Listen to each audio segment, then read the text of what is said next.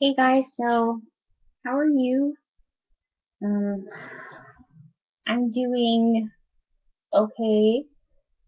Uh, Anxiety is kind of really hard to deal with if you didn't know that. Yeah, and I'm transitioning from meds, which is really difficult. But I'm working through it, and my best advice to you guys would be to get a support system for things like that. Um, I've just been working and taking classes, like summer classes online, and sewing. A lot of sewing, a lot of embroidery. Um, yeah, so that's really all that's going on in my life right now. Um, but I thought that I could read you guys a story. Um, it is this copy of Turandot, which is one of my favorite fairy tales. Um, so here we go.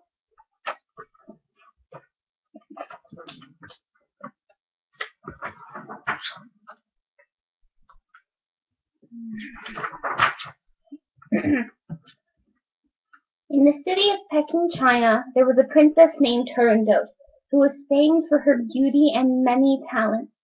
She could sing like a nightingale, and her tales could charm even the dragon from its lair and the tiger from its prey. Of course such exceptional qualities brought Princess Turandot many suitors, though she cared for none. Indeed, if it were left to her, she would never marry. Nevertheless, there came a time when her father, the Emperor, insisted that she choose a husband. Turandot was quick to refuse, although it did her little good, for her father was so strong-willed as she. Finally the princess appeared to consent, but only under certain conditions, and these became the law.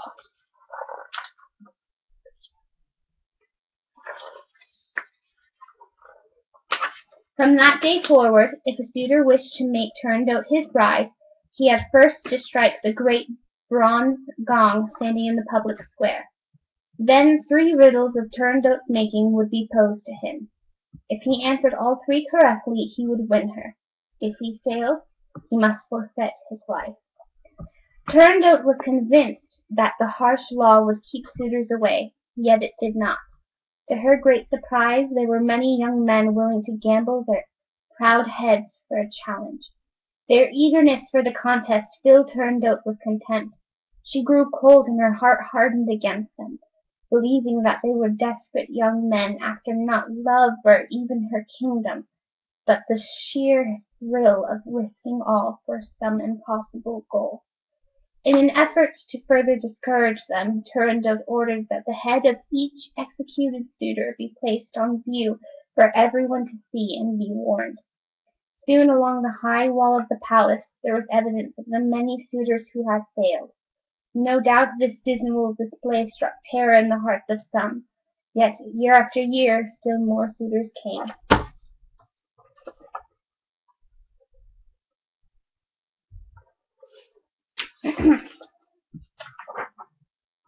Living in such an atmosphere, the people of Peking grew sullen and barbarous. They looked forward to each new suitor's failure and awaited each execution with grim enthusiasm. As time passed, strange stories and beliefs concerning the princess sprang up among the people. They believed, for example, that the ghosts of her failed suitors haunted the city. On nights of the full moon, if one dared to listen, one might hear faint voices sing to Turandot. April did not blossom, nor did the snow melt. From the mountains to the vast oceans, do you not hear our voices, princess? We who failed to prove our love, love you now, and always will.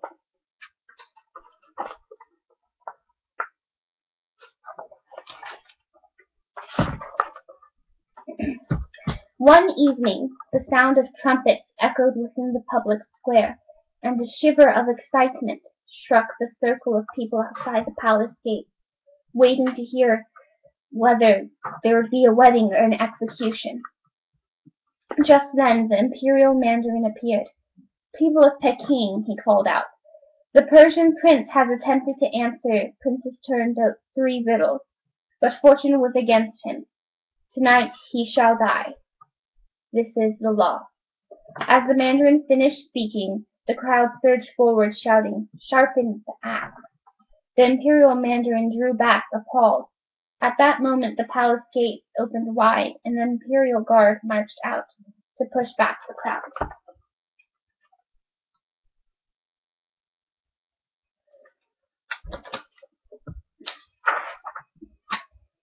Caught up in the turmoil were 2 strangers to this city, Timur, the dethroned king of a distant land, and his son Caliph. Fearing for his father, who was frail, Caliph quickly pulled him free from the wild crowd. Once out of danger, Timur urged his son, "Let us leave this city.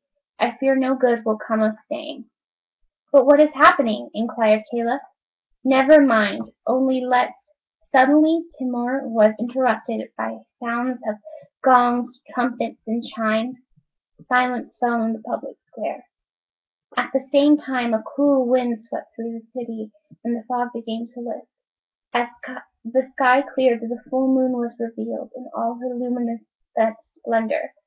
Moonlight streamed down, bathing the clouds in a silver glow. The eerie half-light caused Caliph to see everything as strangely dreamlike.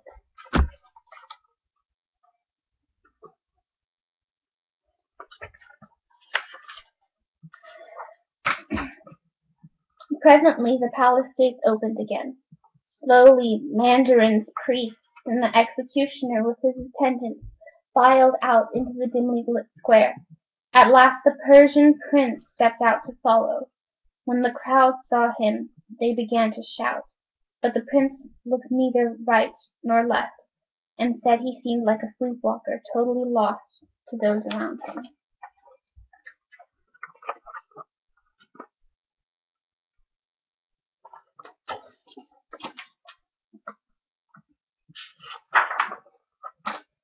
Abruptly the crowd's enthusiasm for his execution dissolved, and they pitied him, saying, "Look how young he is! Why, he's little more than a boy!" "Spare him!" they shouted. "Mercy!" they pleaded. Timur took hold of Caliph's arm and insisted, "Here, my son, come away now." "Wait a little," replied Caliph, too intrigued to heed his father. When finally the Persian prince passed them, Caliph saw that the young prince's expression held no remorse or fear.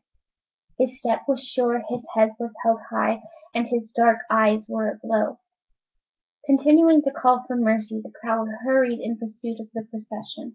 Try as he might, Timur could not prevent his son from joining the others.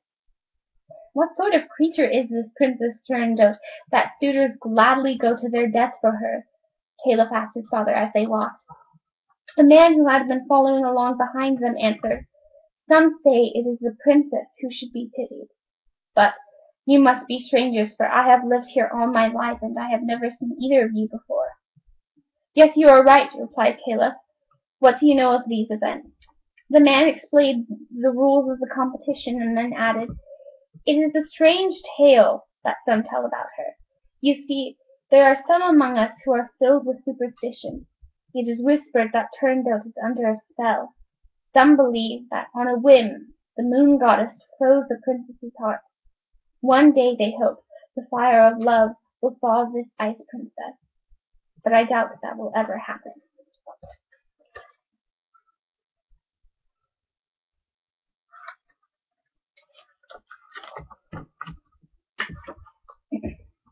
By now the crowd had reached the executioner's block, and the people's shouts for mercy grew so loud that the princess stepped out onto the palace balcony to see what was happening.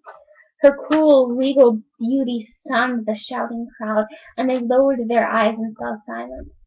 Only 3 men remained gazing up at the princess: the Persian prince, Caliph, and the executioner. Cold moonlight covered the princess's white-robed figure, causing her garments to shimmer. Slowly she lifted one pale hand, then let it drop. That single imperious gesture sealed the fate of the Persian prince. The executioner bowed, knowing her meaning only too well. The Persian prince would receive no mercy. Timur turned to his son, seeing that a change had come over Caliph, and reached out to him. "I pray that the sight of this cruel princess has not bewitched you." But Caliph was too deaf to his words. So absorbed was he in the vision of Turndot. "Speak to me," Timur demanded. "Tell me that I am mistaken." "How can I," Caliph said at last, "when the sight of her fills my soul?" "You are lost then," groaned his father, "just like the others." "Father, you are wrong, for all at once to love her gives my life meaning." "It will mean your death," said Timur. Just then, in the distance, there was a call. "Turandot." It was the voice of the Persian prince, his last word before dying.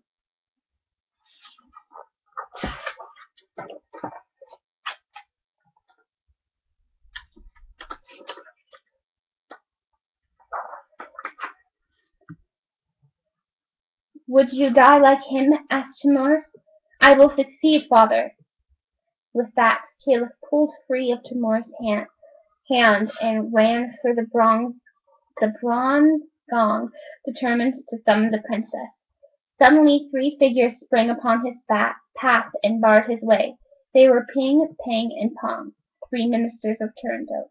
"Go back," they told him. "If you wish to lose your head, go somewhere else to do it," said Pang. "All our graveyards are full," said Ping. "Let me pass," demanded Caliph, but they would not. "Go away," they said together. Now at the same time, all around Caliph, phantom voices started to chant. "Chant, don't delay," the phantoms whispered. "Strike the gong, hurry, if you do she will appear." Looking up, Caliph saw the shadowy figures upon the palace ramparts. "Hurry," they begged, "don't delay." Caliph shuddered. He rubbed his eyes, wondering if these were ghosts. Might he be dreaming? It didn't matter. He made up his mind to strike the gong.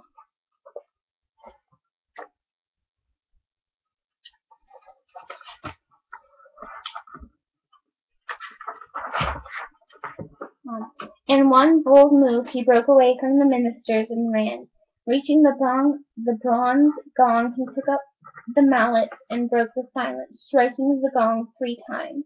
The noise shook the public square and summoned everyone, peasants and nobles, the royal court, and guards. There were shouts and calls from the crowd. The Persian prince was forgotten. All eyes were now on the new suitor. Would he be the one to answer the riddle?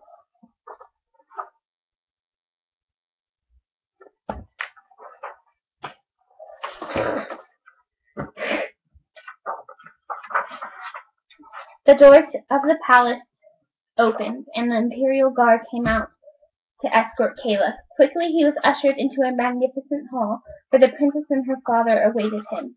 The emperor spoke first. "Do you know the penalty should you answer any of the riddles incorrectly?" "I do, your imperial highness," replied Caliph, but his gaze was fixed on Turandot. "Then let the riddles begin," ordered the emperor.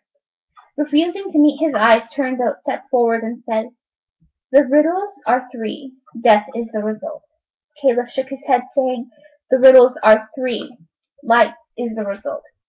"We shall see," said Turandot. "This is the first riddle. In the dark night a many-colored phantom flies. It soars and spreads its wings high above the gloomy crowd.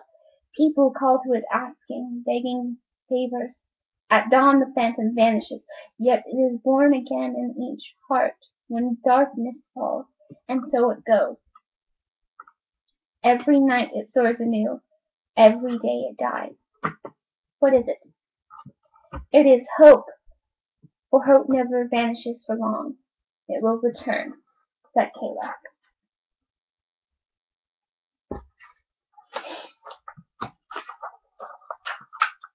Turandot stood frozen and silent, till for just an instant Caliph saw that his words caused her eyes to widen. Ping, Pang, and Pong took up the scroll where she had written her answer. Solemnly they unrolled the parchment and read aloud, "Hope! The answer is hope!" they shouted in unison. "He has answered the first riddle correctly." "Yes," said Turandot in a voice as cold as the executioner's blade. Hope is the answer. Hope that is merely an illusion. In the next moment she moved further away from Caliph and sat down. This is the second riddle. Answer if you can. It burns like a flame, but it is not fire. Sometimes it smolders like a fever, but boredom will cool it. If you lose your heart or die, it grows cold. Yet begin to dream, and the flame flares anew. Caliph was silent. While he pondered, the three ministers whispered among themselves. The minutes passed in silence, and the emperor, growing nervous, warned, "Your life hangs in the balance. Do answer if you can." At last Caliph said, "It is blood. When you look at me, princess, my blood seems to burn within me. Turn away, and the flame dies." Turandot said nothing, but for a moment reluctantly she held her gaze with Caliph. The three ministers unrolled the second scroll and read. "Blood!" they cried in concert. "Yes, he is right again."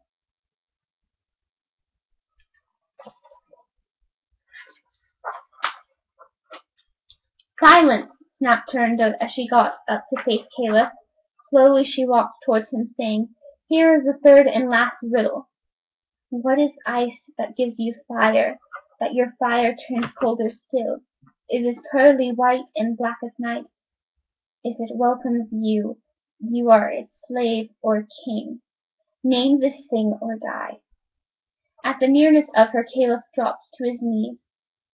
"When you but turn your head and look at me, you cast 100 spells."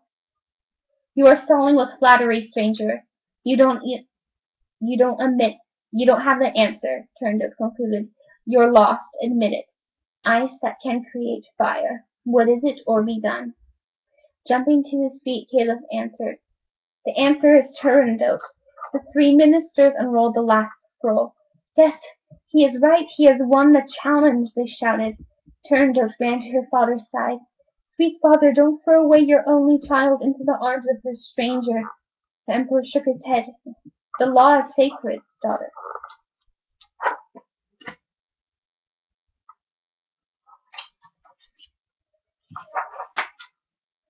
"No, don't say it. Spare me," pleaded Turandot. Again the emperor shook his head. "Your rules have been met. The law is clear. By your own conditions he has risked his life for you, and he has won." "No, I will never agree," cried Turandot. Turning to Caliph she asked, "Would you marry me even against my will?" "No, only if you are willing," Caliph replied in a quiet voice. "But listen. You set 3 riddles for me. I'll but one to you. What is my name? Give me the answer by tomorrow morning, and I'll leave this city with no further claim to you." Stunned by the stranger's generosity, Turandot nodded and then swept from the hall. Wishing to be alone, Caliph went in search of a quiet place to pass the night. Once on the streets he heard the heralds complaining, "By order of Princess Turandot, tonight no one shall sleep in Peking. Whoever can give the name of the stranger who has won her challenge shall be rewarded. Whoever dares conceal it will receive death as punishment." Seeking a spot beneath the stars where he might sleep a while undisturbed, Caliph walked until he reached the forest beyond the city. There he came upon 3 shadowy figures huddled before an open fire. Caliph made a move to turn away, but one of them called out. "So it's you." Caliph recognized the raspy voice at once. It was Ping. "We had to flee the palace," Pong informed him. "We've been besieged by that cold princess who snows upon our hearts with fearful threats and complaints."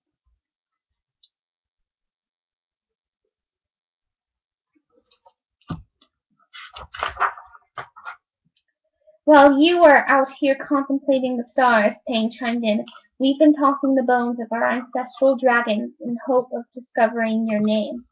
"Tell us your name, stranger," Ping begged. "Our lives are in your hands. There is no telling what she'll do if you refuse. Tell your princess she must find my name on her own or pay the price." "She will not pay," all 3 assured him. "But we will give you anything you wish if only you'll leave tonight," they suggested. Caliph shook his head no. Look at what we can offer you, Pang said, and he opened a chest filled with jewels and gold. It is a fortune. How can you refuse? No, said Caliph. I shall have Turandot or nothing. She is all I want. You won't have her, they insisted, and with that the three ministers turned away, leaving Caliph alone. After walking some distance towards the palace in silence, Pang said, For the first time in my life something has changed within me. Pang concurred. The young man surprises me. I look on love without sneering, Pang concluded, because of his conviction. I cannot remember feeling this way, confided Pang. Why, I wish him to succeed. Yes, agreed Pang. If only she could love him. But that is impossible.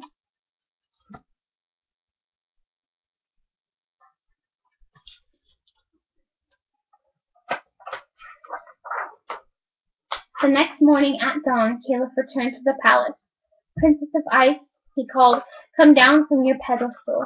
It is time to give me your answer. In the great hall they stood alone together. While they silently gazed at each other, Turandot felt her resolve to hate Caliph weaken. Yet she feared him because he had won her grudging respect. It appears that you are both brave and generous, she said. Tell me, what can I do to be free of you? You need only ask, Princess. I cannot refuse you. And what is your secret? You know mine. From the moment I saw you, I knew you were not like the others. Turandot turned away from him, and tears filled her eyes. My first tears, she whispered to herself. Turning back to Caliph, she said, I despise the others, but I fear you. I am torn and divided. Conquer you, or be conquered. Is this not victory enough? No, for I have no wish to hurt you, said Caliph in a voice filled with sadness. Then leave me my dignity and give me my freedom, Turandot begged. Very well, I will make you a gift, though you may doom us both if you choose to use it. My name is Prince Caliph, son of King Timur, yet I am without lands and throne. All at once the trumpet sounded, and the emperor and court officials and ministers and peasants alike filled the great hall, anxious to witness the final conquest. The time has come, said the emperor. Do you know this stranger's name?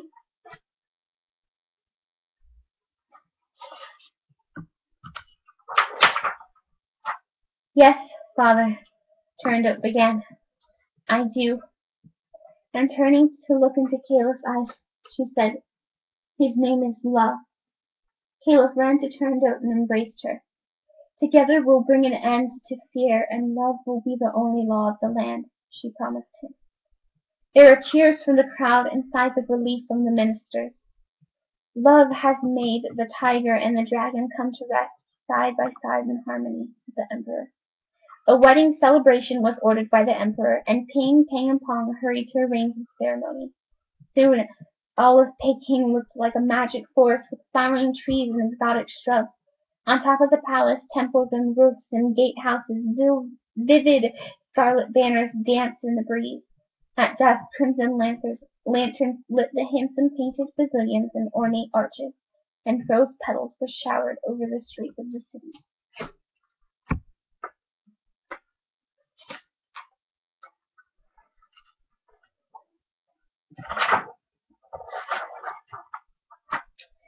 On the day of the wedding, Turandot joined her hand with Caliph, and together they made their vows, promising to love and keep each other as they would cherish the land they ruled.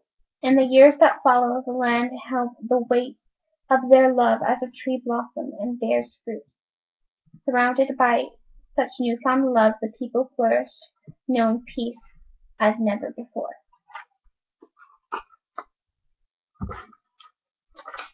The end. Wow, that's a really long video. I hope you enjoyed it. If you stayed this long, I love you all. Remember to stay gold. I'll talk to you again soon.